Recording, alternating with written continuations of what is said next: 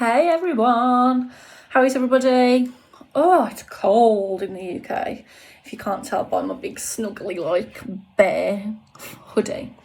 So if you watch me on Your Baby Club, where I go live every week, sometimes it's Instagram, sometimes it's Facebook, so it's alternate weeks.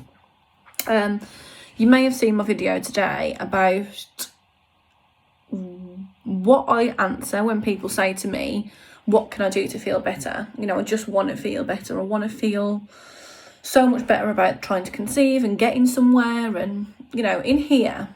So there's lots of questions that I get asked like all the time, you know, about trying to conceive. Obviously, I'm a fertility coach. So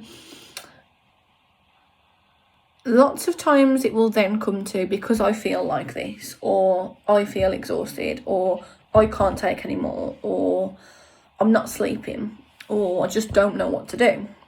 I feel anxious, I feel stressed, I can't relax, I can't switch off.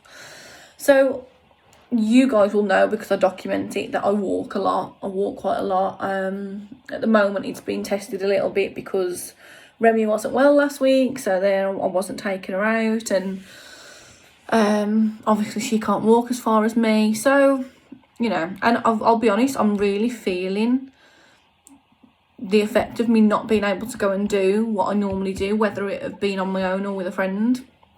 So I am starting to feel it, and that makes me realise how good it is for me, because I can feel when I haven't been for a walk. So when people come to me and say, right, Charlotte, what do I do to feel better about myself, the situation, what I'm going through, you know, sometimes it can be that they're waiting for a diagnosis or an answer.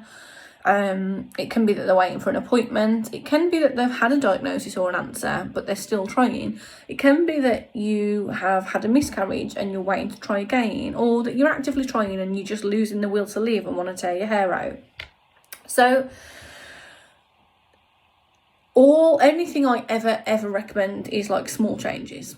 So when I talk about like exercise, I always say go and do something you actually want to do. Don't go and book yourself in for something that you don't want to do like 10 times a week. Like, you're not going to stick to it. So do something that you want to do something that you are going to enjoy doing. Analyse it. So if you book yourself in for a session at the gym and you don't come out of it feeling like on fire and like full of like happy, energetic vibes, then it's probably not for you. Try something else. Try another class. So my really quick like top tips to feel better about you. Not the journey, not trying to conceive, not the pregnancy, not your partner, not the medication, not the finance side of trying to conceive, not any of that. You. In here and here. Because if we don't get this right, nothing else will be right. So I talk quite passionately about if we don't solve it and fix it here and now and start working on it, it will just carry forward. It will just carry everything forward with us. And maybe naively I thought that I'd have all these emotions and thoughts and feelings swirling around, and bang, there was going to be a switch. I'd get pregnant and they'd all disappear. They don't. If you feel a certain way about yourself or the people around you or an experience that you're going through, it's not going to change because you've got pregnant. Yes, parts of it will disappear and become less and start to fizzle away, but generally a lot of it will still be there. And then when we become pregnant and we worry about staying pregnant, and I talk about the worry transferring all the time, and then we become mum and we make ourselves much less of a priority again. And I often use the term of losing yourself, and I use that term because I definitely did. I completely and utterly lost myself when I was a new mom. So think about what you enjoy. If what makes you feel more relaxed is speaking to someone and really being able to like, you know, breathe out because you've got everything out, then go down the route of coaching or counselling. Speaking to somebody, you know, not being interrupted, not having to think about the other person's thoughts or responses or emotions. It's really just getting everything out from your point. So if that helps you, go and do something like that. If it's something physical and it's exercise. Now, with trying to conceive, be careful not to do something that's too high impact with exercise. It can be detrimental. So I'm not saying you can only go and have like a really slow walk or something, but nothing way too high paced and, you know, high impact. So I always recommend walking, not just because I love it, but because it's really good for grounding us. So being outside in nature and being at one with nature really grounds us and just brings us back down.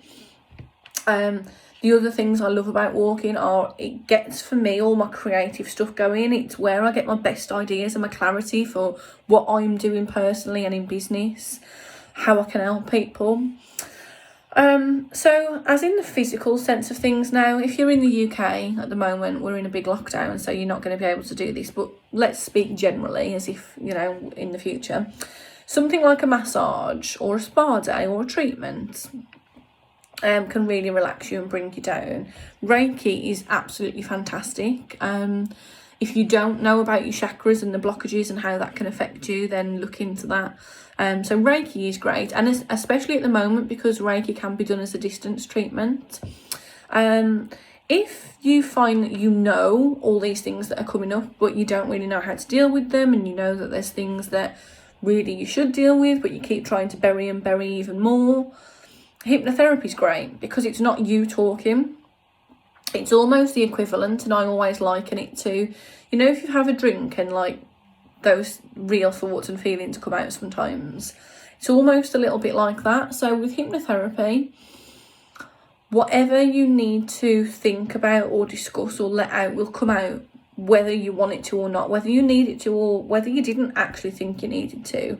Very often when you do hypnotherapy, you can work with someone and they'll say, oh God, that happened years ago though, you know, I didn't really think that bothered me now. Well, obviously it does, it still is. So really have a think about what sort of person you are, how you relax, how you switch off. For some people it's just reading a book before bed or watching a TV programme, or there's some like lovely apps out there that play like different musics and sounds that help bring you down. So think about what you are, but the best thing is to analyse it. So if you've been for a walk and you think, oh, that's really boring, it's not me at all, either try and mix it up, change it up. So put some headphones in, put a podcast on or some music, or listen to a book or something. If you try that and you don't like it, try going for a run, try going for a swim, do a dance class online, do an exercise program online. Keep on trying until when you've finished whatever it may be, whether it be a massage, Reiki, a spa day, you just feel that, like, you know, like that weight and someone almost like pushing your shoulders down. You know, if you've been for a massage and like they start by pushing your shoulders down, it really helps to like get all the tension out. So all of those things, anything that makes you feel like that and relaxed and releases all that energetic and positive and really high vibe like endorphins, will make you relax, but it will make you sleep better. When you sleep better, we respond better, we feel better, and then comes the vicious circle again. So really try and find something that you like doing, that you can start to, I always recommend maybe twice a week. Do something twice a week if you can. If you can do it more, great. But don't let it become a chore, because we can do that. You know, we can start to enjoy something and then we overegg it and lose all that spark and interest. So maybe twice a week, 3 times a week. Do something you enjoy, mix it up a little bit. So if you go for a walk, don't walk at the same place. If you do an exercise class online, don't do the same one every single day. It'll probably become really boring at some point. So think about what sort of person you are, and when you know that or what you think you need, and generally we know it, sometimes we just don't want to admit it, have a think about what can help you. So if you need any helps or tips on how to switch off or what's probably good for you, then please get in touch, but sort here and here out before moving forward, because all of this is affected to everything else. If we're not right here, it's portrayed in every single aspect of our life, including trying to conceive. So really quick one from me today. I hope that everyone is keeping safe and well in lockdown. As always, my inbox is open if you need any help or support from me, and I will speak to you all soon.